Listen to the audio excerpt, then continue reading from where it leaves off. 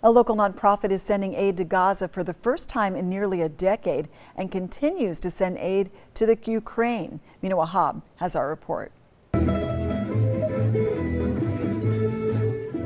As the war in Ukraine marked its second anniversary Saturday, World Dance for Humanity shared stories of resilience and highlighted the rich culture of the Ukrainian people through dance.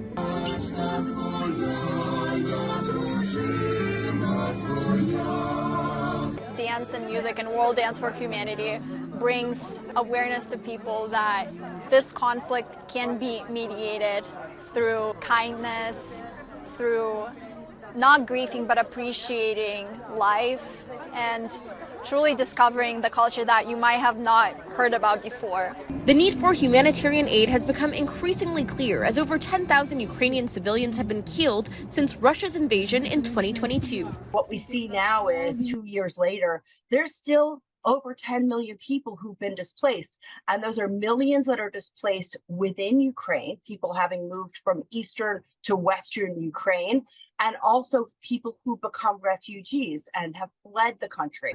And though the majority of people can agree that humanitarian aid is vital, many disagree as to whether sending Ukraine more military aid will be fruitful. Local organizations like Code Pink and the Anti-War Coalition say that despite the U.S. spending more than $113 billion in military aid to Ukraine, the Ukrainians will only find peace through a permanent ceasefire. I don't want the U.S. government to continue fomenting and feeding the war in Ukraine. And I also want the U.S. government to push for, with all its leverage that it has, and it has tremendous amount of leverage, to bring about a diplomatic solution to this conflict. Many locals have pointed out similarities between what is happening in Ukraine and what is happening in Gaza.